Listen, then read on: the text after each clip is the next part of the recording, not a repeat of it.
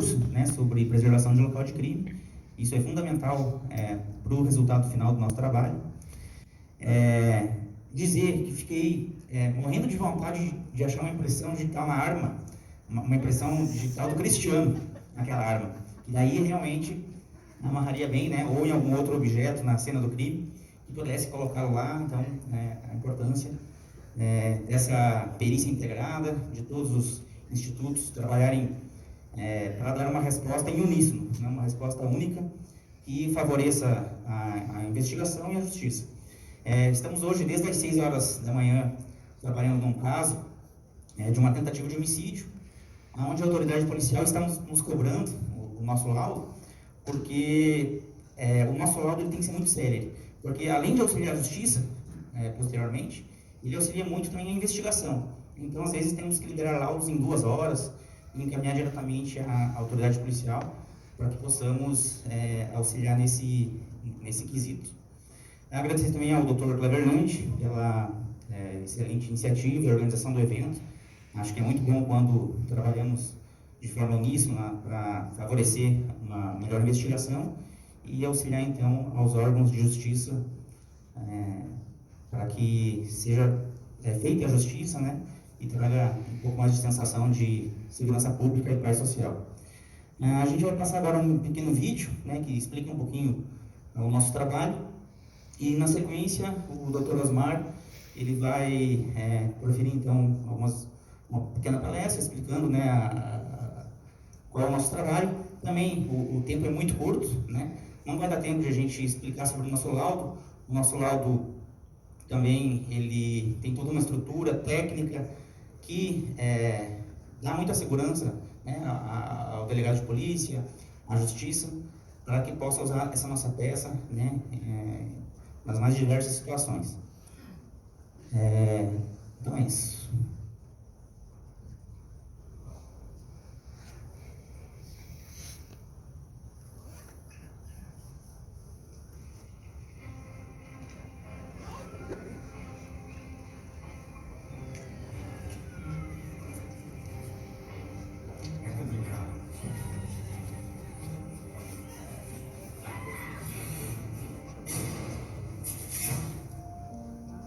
Como procurar agulhas em um palheiro.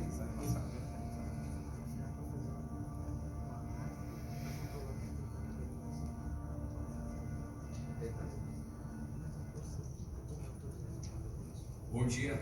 O que houve aqui? Um maluco roubou a casa e depois colocou fogo em tudo. E uma vítima não identificada. Ok.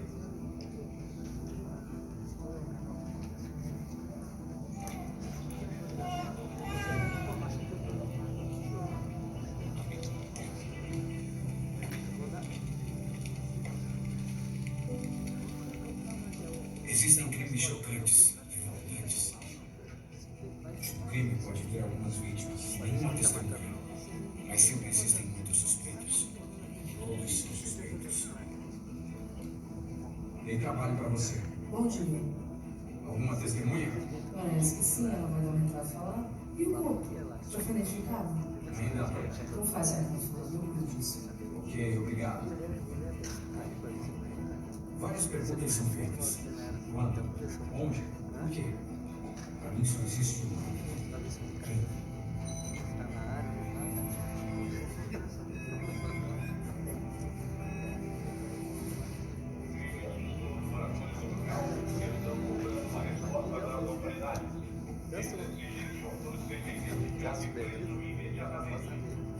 Eu sei que o crime é um crime chocante. Nós estamos trabalhando duro na investigação e vamos identificar e prender os suspeitos.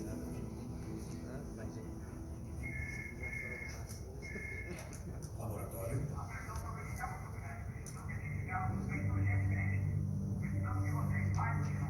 Tudo sob controle, secretário. Estamos bem perto. Coletar as evidências, examinar e identificar. O que me interessa é identificar o autor do crime. Esse é o meu trabalho. Todo crime tem um autor. Criminoso que tenta passar pelo local como um fantasma, sem deixar evidências, sem ser identificado. Eles podem tentar, eles não conseguem fazer isso.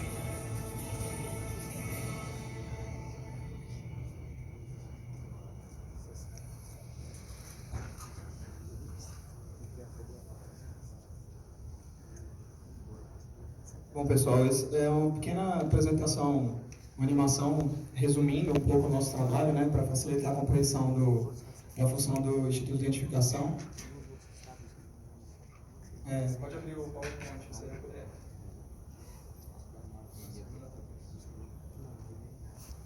Então, como aqui a gente está falando da parte de crimes contra a vida, né, eu vou trazer um pouco do papel do Instituto de Identificação no auxílio, né, à investigação policial e à persecução penal desse tipo de crime.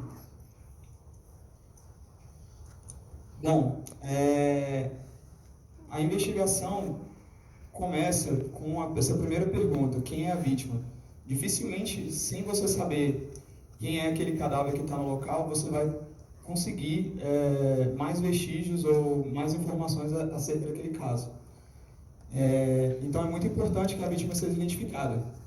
Então, por exemplo, um homicídio que você tem um cadáver ignorado, que o cadáver já está em avançado estágio de putrefação, dificilmente essa vítima vai ser identificada por caracteres físicos, né, pelo rosto. Esse aqui é o rosto do cadáver. Dificilmente alguém vai conseguir falar que essa é a mãe, o marido ou o filho de alguém. Porém, a gente pode achar a resposta que a gente precisa nas palmas das mãos desse cadáver. Isso é um caso de maio de 2019, desse ano, que foi encontrado um cadáver feminino dentro de uma vala nos arredores de uma invasão em Tabatinga, e o cadáver foi descoberto após a CAESB atender solicitações dos moradores que estavam reclamando do entupimento de um adutor de água, que dava acesso a bico onde eles abasteciam as reservas. Devido ao avançado estágio de putrefação, o cadáver não foi identificado no local, como eu mostrei para vocês. Ele já havia perdido as luvas epidérmicas, que é a região onde se encontram as impressões digitais com mais facilidade, e isso dificultou a recuperação das suas impressões. Porém, no laboratório de necrovapiloscopia do Instituto de Identificação, a gente conseguiu utilizar as técnicas de maceração química e microadesão e conseguimos recuperar impressões digitais com qualidade. Então aqui a gente tem o trabalho da colega do laboratório de necro, com a impressão digital que ela conseguiu recuperar e com a impressão digital padrão que tinha no nosso banco de dados, né? E o laudo de perícia necropapiloscópica posterior conseguiu estabelecer a identificação dessa vítima. Beleza, agora a gente sabe quem é aquele cadáver ali, né? A segunda resposta que o Instituto de Identificação tenta trazer para a investigação é quem é o autor. Bom, o cadáver não é ignorado mais, a gente já sabe que o cadáver é a Maria. A gente pode se deslocar à residência dela para continuar a investigação. Bom, na residência, os colegas papiloscopistas encontraram fragmentos de impressões digitais. As impressões estavam latentes nesse armário, não era possível visualizá-las, mas ele conseguiu revelá-las com um pó pincel e levantou essa impressão digital com fita adesiva. Lá, trazendo essa impressão para o Instituto de Identificação, a gente conseguiu confirmar a presença do autor no local de crime através do nosso laudo. Foi feita uma pesquisa 1 para N no nosso banco de dados, seguida de uma comparação 1 para 1 com todas as impressões que o banco de dados trouxe para a gente. E a gente conseguiu chegar na autoria desse crime. Resposta: autor identificado, localizado, preso. Então o caso foi solucionado.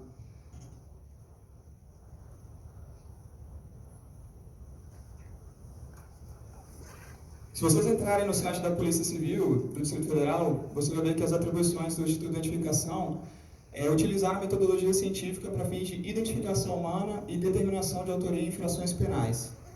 Dentre as suas atribuições, destacam-se as identificações civis e criminais, as perícias papiloscópicas e necropapiloscópicas em locais de crime e laboratório, bem como as perícias de representação facial humana. Para o atendimento em casos de crime contra a vida, a gente tem um organograma específico dentro do Instituto de Identificação, que eu vou trazer aqui para vocês para ficar mais claro como que o Instituto trabalha.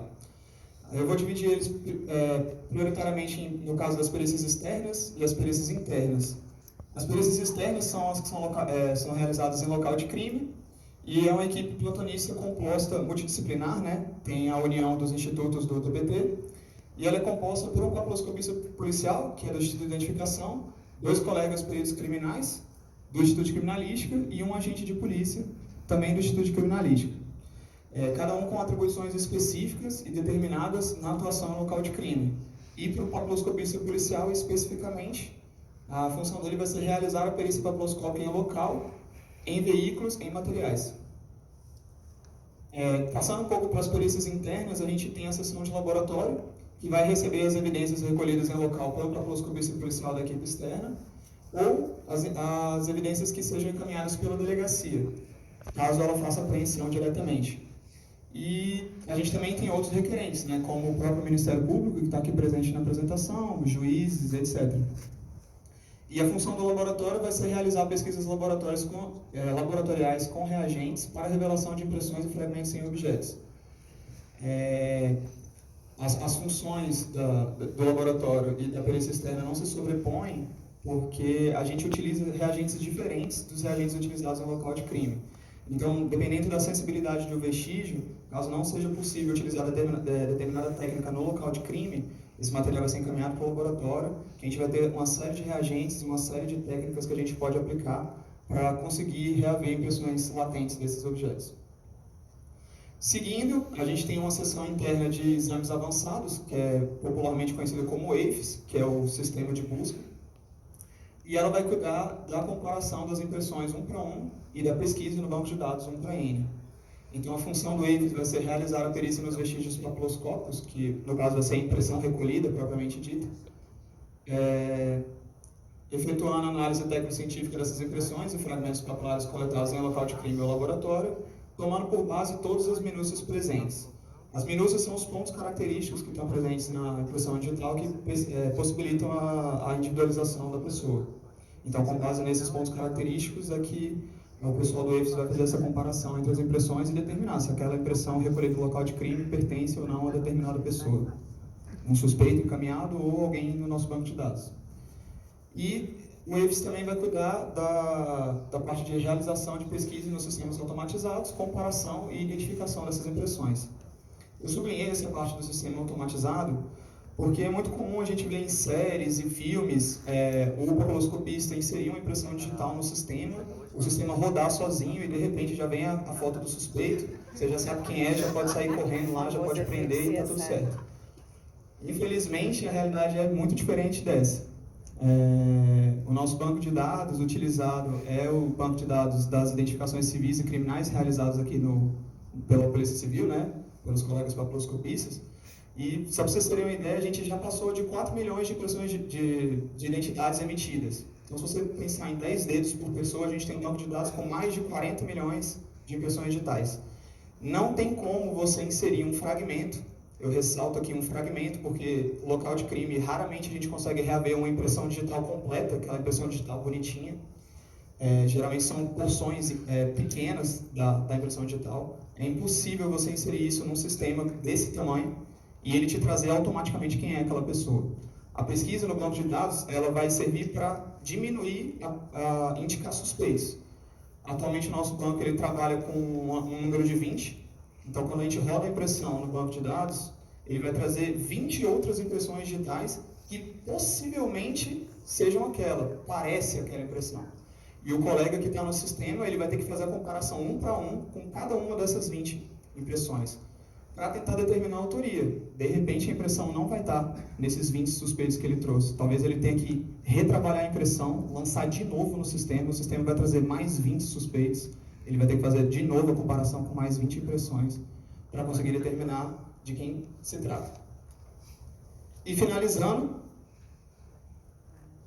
na parte de perícias externas relacionadas à parte de papiloscopia, a gente tem a seção de necropapiloscopia que vai tratar da identificação dos cadáveres, como eu já trouxe no exemplo anterior para vocês. A função deles vai ser realizar a perícia necropapiloscópica em cadáveres com diferentes estágios de decomposição e condição de morte, com a finalidade de estabelecer a identificação. Eu trouxe um caso para vocês de um cadáver em avançado estágio de putrefação, mas nem sempre é o caso, né? O IML aqui, nossos colegas recebem de local cadáveres preservados. E todos os cadáveres que chegam aqui na Polícia Civil são identificados pelos papiloscopistas, porque a identificação visual não é uma identificação segura. Mesmo que o cadáver esteja preservado, ele pode estar sujo de sangue, ele pode ter uma ferida no rosto, que pode dificultar. Então, muitas vezes, a equipe externa chega no local, já sabe de quem se trata, porque estava com a identidade no bolso, ou colegas da vítima já sabem de quem se trata, mas mesmo assim, quando o cadáver chega aqui na necropapiloscopia, ele é identificado independentemente do estágio de decomposição dele. E a necropapiloscopia também vai realizar perícias laboratoriais para regenerar tecidos papulares de cadáveres, que nem aquele caso que eu mostrei para vocês, né? Um cadáver em avançado estágio de putrefação, que está ressecado, que já está mumificado, que a luva epidérmica já destacou. Então você tem que tratar a mão ou o dedo desse cadáver para conseguir recuperar essas impressões digitais. Bom, vou trazer alguns casos que a atuação do Instituto de Identificação foi importante para a investigação. Trazer esse caso de dezembro de 2018, que a namorada encomendou a morte do namorado, que era um personal trainer, por R$400. O sócio da vítima também acabou sendo morto durante a emboscada, mesmo não sendo alvo da ação. O carro da vítima foi encaminhado ao laboratório do EI para a perícia papiloscópica na câmara de cianoacrilato para veículos, pois havia indícios que os autores teriam utilizado o mesmo para levar as vítimas ao local de execução. Então as vítimas foram encontradas num local, foram encaminhadas a outro local pelos autores e foram executados lá. Então eles provavelmente dirigiram esse veículo. Havia um adendo aqui sobre a câmara de cianoacrilato para veículos, que é um equipamento que foi... que é um equipamento que foi inaugurado no final do ano passado, numa etapa de modernização do laboratório de papiloscopia do EI, com a ajuda de um convênio da Senasp. A gente conseguiu um valor significativo que conseguiu ser utilizado lá, e para o nosso conhecimento é a maior câmara de cianoacrilato do mundo. Então é um equipamento bem sui generis, é difícil você encontrar algo parecido, colocando a gente na fronteira do melhor que tem na investigação papiloscópica. E os fragmentos revelados no veículo levaram à identificação de 2 autores desse homicídio, e a investigação posterior concluiu, eles acabaram falando, né, que eles tinham sido contratados pela namorada para matar o companheiro dela. Então a gente conseguiu revelar 74 fragmentos de impressões papiloscópicas no veículo, entre eles um na face interna da porta posterior esquerda, e outro na face interna da maçaneta interna da porta anterior direita.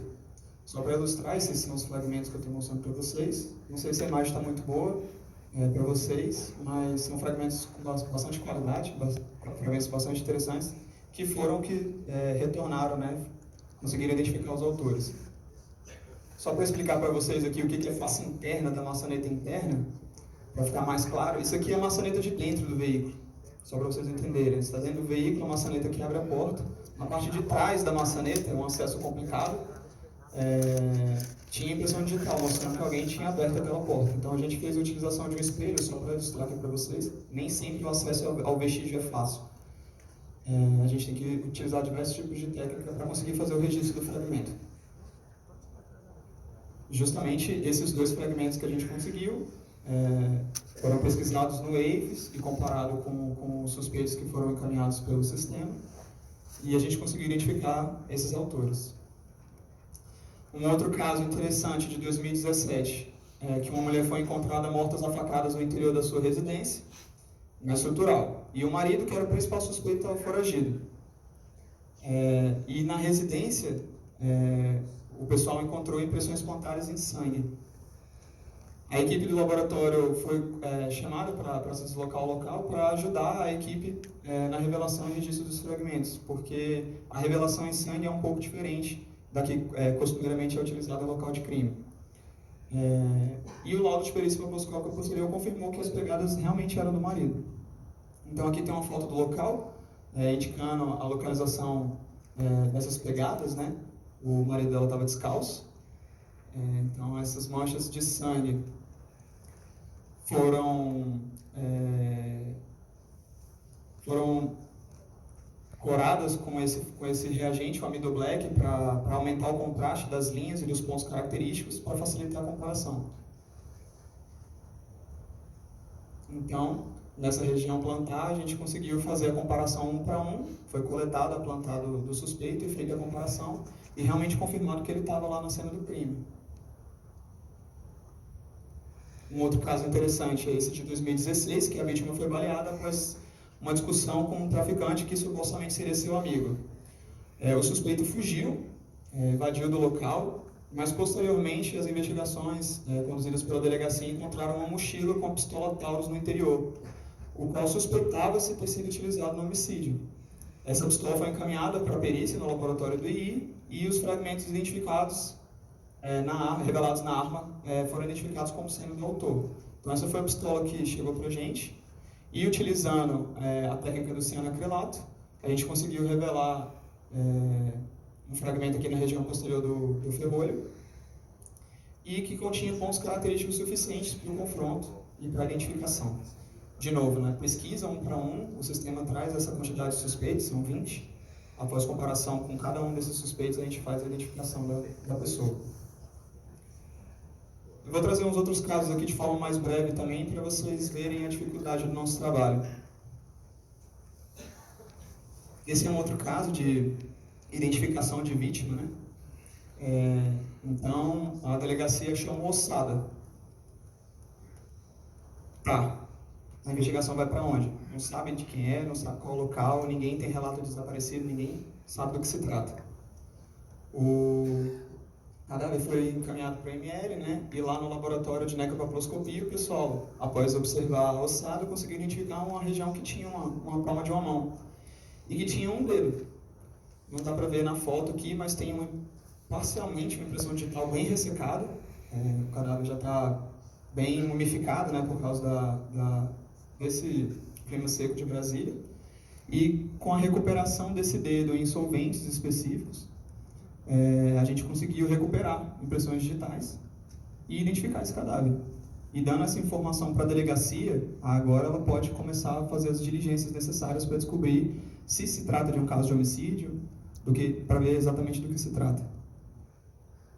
Um outro caso interessante também, cadáver em avançado estágio de putrefação, chega bastante sujo, com lama. Após a observação dos restos mortais, também conseguimos identificar uma região palmar, em estágio um pouco pior do anterior, do que eu mostrei. Praticamente não dá para identificar que isso aqui é uma mão, Mas mesmo assim, na parte da falange, a gente conseguiu uma impressão digital e conseguiu identificar aquele cadáver. Informação muito importante. Outro caso interessante é o caso da tentativa de homicídio de uma senhora, que aconteceu recentemente, no final do mês de agosto. Vocês veem que a casa dela estava com bastante sangue e o pessoal da equipe externa conseguiu identificar um fragmento palmar nessa região do cômodo, do encosto da cama. Aqui é uma imagem mais aproximada. O interessante é que um suspeito, o autor em si, depois de ter identificado, ele já tinha sido entrevistado pela delegacia, já tinha prestado depoimento, mas pela falta de indício suficiente para o mantimento da prisão em flagrante, ele acabou sendo liberado. Porém, posteriormente, analisando essa impressão digital, a gente fez uma comparação 1 para 1 com a palmar desse suspeito, que já tinha sido entrevistado pela delegacia, e conseguimos confirmar que ele estava na cena do crime. E com base nisso, foi justificada a prisão dele, ele conseguiu ser preso. Outro caso interessante é do caso daquele servidor público do Senado Federal, que foi morto na frente do Colégio Rogacionista, no Guará.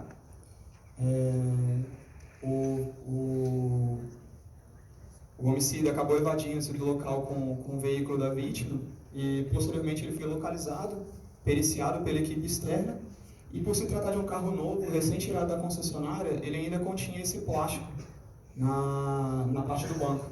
E o plástico foi encaminhado para o laboratório para pesquisa de revelação de impressões. Após o uso do reagente cianoacrilato, que contém essa coloração esbranquiçada, a gente conseguiu revelar diversos fragmentos nessa lona plástica, e um desses fragmentos teve pontos característicos suficientes para voltar um suspeito. Essa foi uma das provas utilizadas no caso para solucionar e prender o autor. De novo, só ressaltando, pesquisa 1 para N, seguida da comparação 1 para 1 com todos os suspeitos que o sistema traz. Esse é um caso interessante também, mas é um caso mais antigo, da professora que morreu aqui no estacionamento 9 do Parque da Cidade. O carro dela foi encontrado abandonado, com o vidro estourado, e a equipe de local fez a perícia do veículo e encontrou uma sacola plástica branca dentro desse veículo. A sacola plástica foi encaminhada ao laboratório e foi revelada com o uso do reagente cianacrilato, e que eu falei para vocês anteriormente tem uma coloração branca, né? Então a gente fez uma etapa posterior de coragem com o amarelo basco, que é esse reagente que dá essa coloração fluorescente para a impressão digital, que quando você usa ele com luz forense, né, uma luz no comprimento de onda azul e um filtro, você consegue esse destaque. Então você consegue realçar a impressão do fundo, né? Você tinha uma impressão que estava revelada branca num fundo branco, e agora você tem essa impressão fluorescente. E também foi o suficiente para pesquisa no nosso banco de dados em comparação e identificação do autor desse crime. Aqui trazendo rapidamente outros exemplos de materiais que a gente consegue revelar fragmentos. A gente consegue revelar fragmentos em objetos diminutos, como o gatilho de uma pistola, por exemplo. Luvas, partes internas de luvas. É muito comum os criminosos utilizarem luvas para não deixar impressões digitais no local, mas também é muito comum que eles deixem essas luvas no local de crime, então a gente consegue fazer a pesquisa na própria luva e identificar. Conseguimos também impressões digitais em partes colantes de fitas adesivas. Então essa fita isolante aqui tinha sido utilizada para fazer a adulteração de uma placa veicular. É muito comum eles complementarem um 9 para transformar num 8, por exemplo. E apesar da parte externa da fita não ter nada, porque a placa veicular geralmente chega muito suja, né? A parte interna da fita, com um reagente específico, que é o wet powder, conseguiu revelar o fragmento lá. E outros casos interessantes são cartuchos deflagrados, né, estojos de munição. É bem comum as pessoas acharem que é impossível revelar fragmento em estojos de munição, e isso não é verdade. Se o vestígio for bem acondicionado e for bem cuidado, a gente consegue sim revelar fragmentos em cartuchos e consegue revelar fragmentos importantes para a identificação do suspeito. Esse caso específico aqui se trata até de uma munição pequena, um 380, o estojo dele é bem pequenininho, não sei se vocês já tiveram acesso a um. Geralmente o pessoal fala que só consegue em cartucho de fuzil, porque é maior, ou cartuchos grandes. Isso não é verdade, mesmo os cartuchos pequenos de 380 a gente consegue. E além desses tipos de materiais, que são considerados materiais não porosos, né? São materiais que a impressão ela fica aposta na superfície do objeto, é bem comum a gente conseguir revelar fragmentos em materiais que a gente chama de porosos, que são materiais que absorvem a impressão digital. Então, papéis, comprovantes térmicos de banco, de pagamento, caixas de papelão. A gente tem reagentes específicos para tratar desse tipo de material também. A gente consegue revelar fragmentos com ninidrina, consegue revelar fragmentos com DFO, consegue revelar fragmentos com iodo. Então, assim, é muito difícil alguém perguntar para a gente e falar assim, será que eu mando isso para vocês? Não sei se dá nada. A gente sabe que tem alguns objetos que são mais difíceis de conseguir impressões digitais do que outros, mas a gente só consegue afirmar se vocês mandarem os objetos para a gente. Então, a gente nunca vai falar para vocês, não mandem. Se o caso requerir essa atenção, a gente vai fazer a perícia do objeto com as técnicas que a gente dispõe, e se possível a gente vai revelar o fragmento, e se possível a gente vai identificar. Esse é um caso interessante também, do uso da câmara de cianacrilato para veículos, que eu falei para vocês no início da palestra. Que um veículo que passou pela câmara de ciano, a gente conseguiu esse fragmento na fivela metálica do cinto de segurança. Um objeto pequeno também, e além dele ser pequeno, a gente conseguiu uma impressão minúscula, né? Mais ou menos meio centímetro, né, de tamanho. Que nem eu falei, isso aqui é um fragmento de impressão papiloscópica, é isso que a gente encontra em um local de crime. Não é aquele dedo rolado, uma impressão bem grande e fácil de identificar. E mesmo com um fragmento diminuto, a gente, se tiver pontos característicos suficientes numa região interessante, a gente vai conseguir fazer a identificação. Esse laudo especificamente é um laudo que foi feito com 10 pontos característicos, que foram suficientes para identificar a quem pertencia essa impressão digital. E mostrando, né, que antigamente tinha um paradigma da papiloscopia que você precisaria de 13, 14, de 12 a 14 pontos para fazer uma identificação. E a bibliografia internacional mais recente tem mostrado que essa prerrogativa tem caído por terra, né? Inclusive, estudos que a gente tem feito aqui no Instituto de Identificação demonstram que com menos pontos, às vezes 7, 8 pontos, dependendo do grau de raridade daquele ponto característico, nem todos os pontos característicos são iguais uns aos outros. Então, dependendo da expertise do perito que está analisando e da raridade daquele ponto característico que está na impressão, você vai conseguir cravar uma identificação mesmo com menos pontos, né? Então, só para mostrar para vocês um laudo, por exemplo, que com 10 pontos. E de apresentação do estudo de identificação era isso que eu tinha para trazer para vocês. Eu vou rodar mais um videozinho para facilitar a visualização do nosso trabalho, né? Que aqui eu mostrei mais casos, mas eu quero mostrar para vocês o pessoal trabalhando no local também.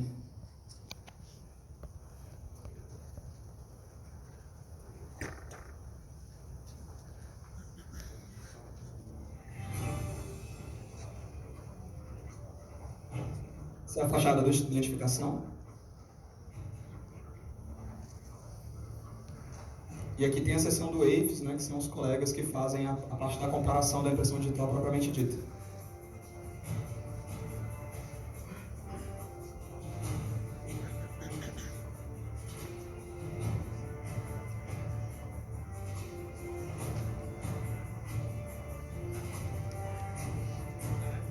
Aqui um detalhe, né, da comparação em si. O pessoal com a impressão digital na tela fazendo as comparações.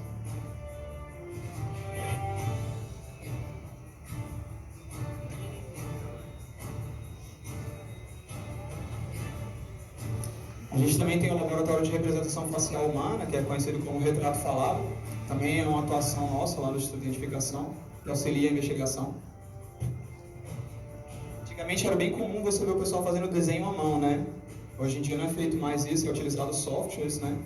E você consegue chegar num resultado bem real de um rosto, muitas vezes extremamente similar ao rosto do autor, né?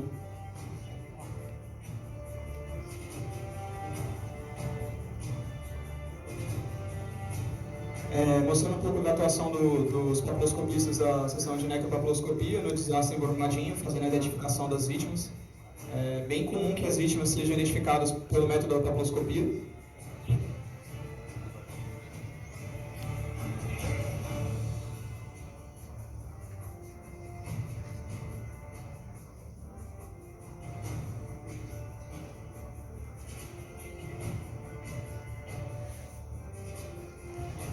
Mostrando um pouco do laboratório, do Instituto de Identificação, mostrando um investimento de mais de 2 milhões nos últimos anos, um laboratório extremamente bem equipado.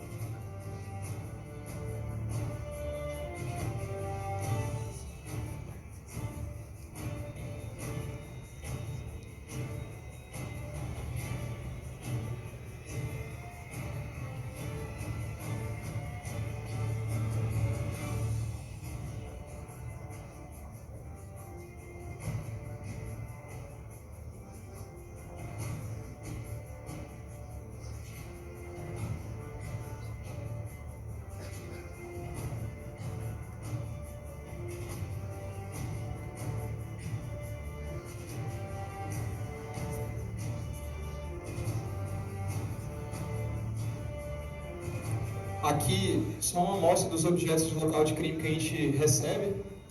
Diversos tipos de materiais, né, panfletos, sacolas plásticas, garrafas plásticas.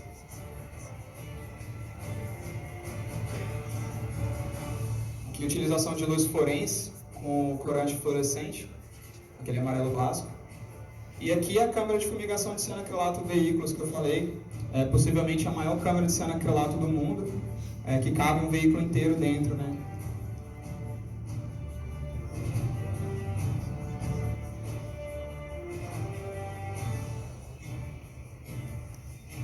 É bem importante frisar que o equipamento ele foi projetado por nós, papiloscopistas do Instituto de Identificação.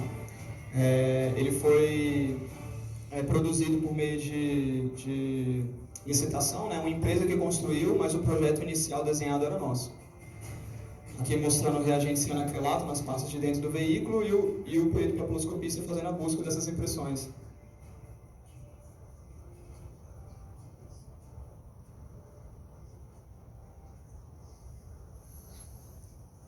Bom, era isso que eu tinha para apresentar para vocês. Agradeço a atenção e peço que, se vocês tiverem alguma dúvida, que vocês anotem as perguntas, para que elas sejam direcionadas à mesa redonda que vai ter no final. Beleza? Obrigado.